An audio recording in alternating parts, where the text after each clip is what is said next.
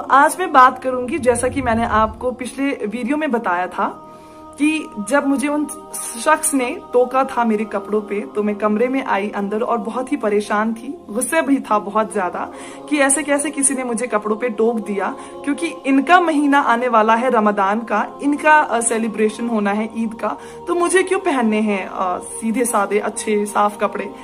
तो अंदर आके बहुत कुछ सोच रही थी, बहुत सारी जद्दोजहद थी मेरे अंदर कि ऐसा क्या खास है इस महीने में, क्यों इन लड़कियों को पर्दे में रहने का मतलब जबरदस्ती है। मेरे लिए तो वो जबरदस्ती थी, क्योंकि मुझे तो पता ही नहीं था कि अल्लाह का हुक्म है ये और बहुत ही सही हुक्म है ये। तो ये भी सोच रही थी कि जब ये लड़कियां इतनी खूबसूरत होती हैं, जो कि मैंने बचपन से सुना था, मैंने बचपन से यही सुना था कि मुसलमान लड़कियां जो पर्दे में रहती हैं ये बहुत खूबसूरत होती हैं। तो वही चीज मेरे दिमाग में थी कि जब ये लड़कियां इतनी खूबसूरत है माशाअल्लाह, तो ये क्यों नहीं अपना चेहरा किसी और को दिखा सकती। आखिर तारीफ सुननी तो हर किसी को पसंद होती है, और लड़कियों को, औरतों को, फीमेल्स को तो खासकर, तो ये क्यों नहीं दिखा सकती हैं अपना चेहरा। अगर इनको खूबसूरत बाल हैं तो क्यों नहीं दिखा सकती हैं, ऐसा क्या खास है। तो खैर बिना बहस के, कुछ भी नहीं, परेशान थी अंदर, तो कपड़े बदले मैंने, कुछ खास था भी नहीं मेरे पास, फिर भी जो बन पाया वो पहनकर मैं बाहर गई, और दुपट्टा भी लपेटा हुआ था मैंने, तो वो सारे काफी कंफर्टेबल थे। अब मैं उनकी तरफ देख रही थी, वो बातें भी कर रहे थे, आपस में पढ़ भी रहे थे, लेकिन मेरे दिमाग में एक ही सवाल था कि पर्दे में ऐसा क्या खास है। तो जो मेरी रूममेट थी जिनके साथ मैं रह रही थी, उनसे मैंने, उनके पास लैपटॉप था, वो एक अकेली ही थी जिनके पास लैपटॉप था उस वक्त, तो मैंने उनसे पूछा कि क्या आप मुझे सिर्फ आज रात के लिए अपना लैपटॉप दे सकती हैं कि मुझे कुछ जरूरी काम है। तो उन्हें कोई एतराज नहीं हुआ, एक रात के लिए तो कभी कभी कुर्बानी कोई दे ही सकता है माशाल्लाह। तो अब उन्होंने मुझे लैपटॉप दिया, तो मैं शाम को थोड़ा सा लेट, जब सब सो गए, तो मैं अकेले हॉल के एक कोने में जाकर बैठ गई लैपटॉप खोलकर, और पहला सवाल मैंने इंटरनेट पे, गूगल पे डाला, व्हाट इज इस्लाम, इस्लाम क्या है। अब आप सभी जानते हैं कि जब आप गूगल पे कुछ डालते हैं, किसी भी चीज को सर्च करने की कोशिश करते हैं, तो आपको बहुत सारी ऑप्शंस एक साथ आती हैं। तो एज अ नॉन मुस्लिम मुझे तो बिल्कुल भी पता नहीं था क्या गलत है क्या सही। आज जानती हूँ कि मुसलमानों में भी काफी फिरके हैं, जो कि बहुत गलत चीज है, नहीं होना चाहिए था ऐसा है। तो मुझे इस चीज का उस वक्त इल्म नहीं था, तो सही पढ़ती गलत पढ़ती मुझे कुछ भी पता नहीं था। तो मैंने क्या किया, जो सबसे पहली जो वेबसाइट मुझे आई गूगल में, तो मैंने वही क्लिक की, वही ओपन किया और पढ़ना शुरू किया। अभी शुरू ही किया था पढ़ना, तो चैट बॉक्स मुझे एक आया, खुद ब खुद स्क्रीन पे चैट बॉक्स आया। जैसे कि आप मैसेंजर वगैरह पे चैट करते हैं लैपटॉप पे, तो वो रेक्टेंगुलर स्क्वायर शेप में आपको बॉक्स आता है, वैसा ही कुछ बॉक्स एक पॉपअप हुआ मुझे। तो वहां पे कोई शख्स थे, जिया, वो वेबसाइट जो थी, एक सऊदी में फाउंडेशन है कोई, जो इस्लाम दीन फैलाने का काम कर रही है माशाअल्लाह, तो उन्हीं के फाउंडेशन के थ्रू कोई थे जो एम्प्लॉय थे वहां पे, उस वक्त वो सब जॉब कर रहे थे, तो जिया भी उनमें से एक एम्प्लॉय थे।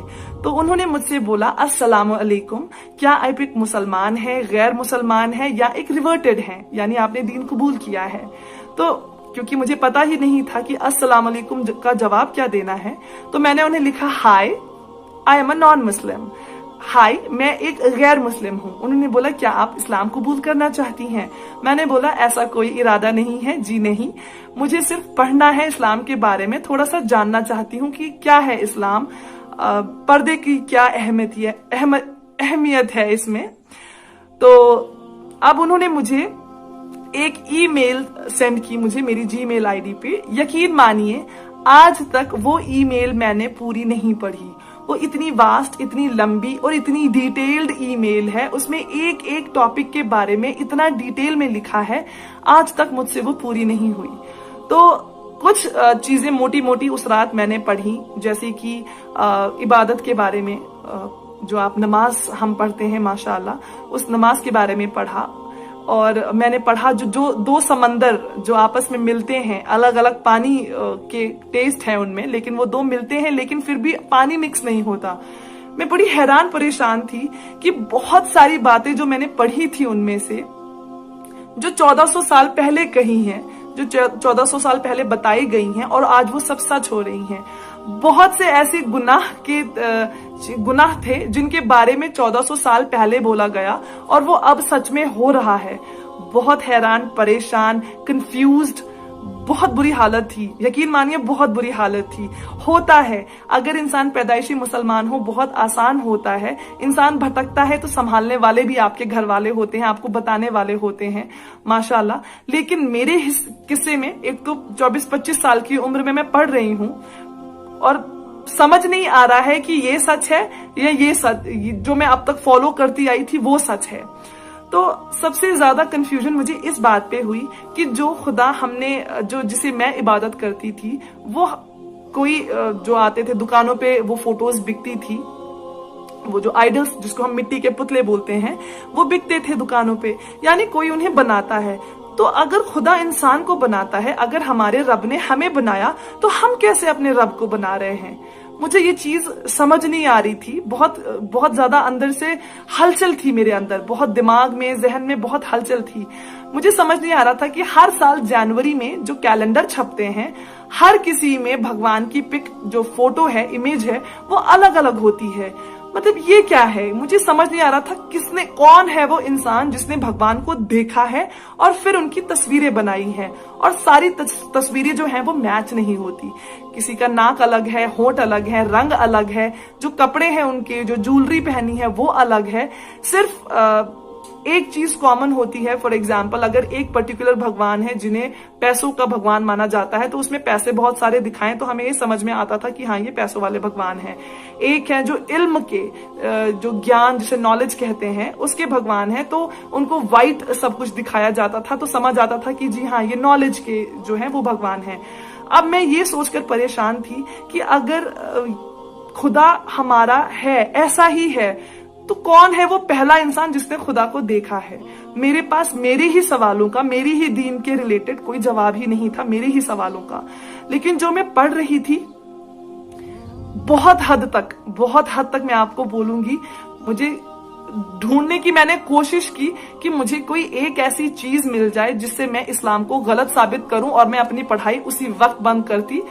बंद लैपटॉप, बंद वो किताब, सब बंद करके आराम से बंद कर देती, इस्लाम को कभी मुड़ के देखती भी नहीं। लेकिन जो भी पढ़ते जा रही थी, सारे टॉपिक सब सच थे, सब हो रहा था, हो चुका था, या तो जिंदगी में चल रहा था या आसपास माहौल में वैसा दिख रहा था। तो बहुत हैरान, बहुत परेशान, बहुत कंफ्यूजन। वो वहां से मैंने जो इस्लाम की है पहली पढ़ाई शुरू की है। तो अगर देखा जाए तो जिस शख्स ने मुझे ताना मारा था, वो एक ताना था, तो एज अ नॉन मुस्लिम मेरे लिए बहुत गलत था, गुस्से वाली बात थी मेरे लिए। लेकिन एज अ मुसलमान आज बोलूंगी कि वो एक ताना मेरे लिए रहमत बन के आया। अल्लाह ताला ने उस ताने के जरिए मेरे दिल पे जो पर्दा था, मेरी आंखों पे पर्दा था, मेरे कानों पे पर्दा था, सारे पर्दे हटे और जान पाई कि वाकई इबादत के लायक कौन है हमारा खुदा, कौन है जिसने हमें बनाया, कौन है जो इस कायनात को चला रहा है। तो आप सभी से दरखास्त है, अगर आप पैदाइशी मुसलमान हैं, यकीन मानिए बहुत अच्छी किस्मत है आपकी, बहुत ज्यादा खुश नसीब है आप कि अल्लाह ताला ने आपको ऐसे घर में पैदा किया जहां पे आपको ईमान, बोलते हैं जागीर में मिलना, आपको जनरेशन तर जनरेशन आपको ईमान जनरेशन से मिलता आया है। आपको आपके घर वालों ने बताया है कि आपका खुदा एक है, अल्लाह है, और उसके अलावा आपको किसी की इबादत नहीं करनी है, किसी के आगे सजदा नहीं करना है। बहुत खुश नसीब हैं आप। खुदा के लिए अपने ईमान को बचाकर रखें, अपने आप को कोशिश करते रहें हर दिन एक बेहतर मुसलमान बनने की, क्योंकि जवाब आपको देना है कयामत के दिन। ना उस दिन आपकी माँ आएगी आपके पास, ना आपका जो हम सफर है दुनिया में वो आएगा, ना वो जो आप गेम्स खेलते रहते हैं, पबजी, कैंडी क्रश, या मूवीज देखते हैं, एक्टर एक्ट्रेसेस देखते हैं, कोई नहीं आएगा आपकी मदद करने। तो अगर ये दौलत आपको पैदाइशी नसीब हुई है, खुदा के लिए इसे संभाल कर रखें, ये बहुत ही बेशकीमती है। अगर ये आपसे खो गया या अगर ये इसमें कमी आ गई तो आपको बचाने वाला कोई नहीं है, सिर्फ खुदा है और उसकी जात है। अगर उन्हें रहम आया तो बच जाएंगे, लेकिन अगर हिसाब हो गया तो बहुत बुरा फंसेंगे। तो अपने ईमान को देखते रहें, बार बार देखते रहें कि आप कहाँ खड़े हैं और कितना दीन फॉलो कर रहे हैं, क्योंकि इस्लाम में ऐसी कोई भी चीज नहीं है जो गलत है। मैंने तो आज तक नहीं पाई, उम्मीद करती हूँ कि किसी को भी नहीं मिली होगी, क्योंकि है ही नहीं कुछ गलत, तो मिलेगा कहाँ से, माशाल्लाह। तो इस तरह मेरी पढ़ाई शुरू हुई। आपको अगले वीडियो में बताऊंगी कि मेरे अंदर कौन कौन सी चेंजेस, जब मैं अपनी पढ़ाई कर रही थी, पढ़ाई के दौरान कौन कौन सी बदलाव मेरे अंदर आने शुरू हो गए। तो इंतजार कीजिए मेरी अगली वीडियो का। सभी उम्मतियों के लिए दुआ करते रहें, क्योंकि आप दुआ करेंगे सभी के लिए तो इंशाअल्लाह ताला अल्लाह आपकी ख्वाहिशों का, हलाल ख्वाहिशों का ख्याल रखेंगे। वीडियो के नीचे सब्सक्राइब के बटन पर क्लिक करें, बेल के आइकॉन पर क्लिक कीजिए ताकि हर नई वीडियो की नोटिफिकेशन आपको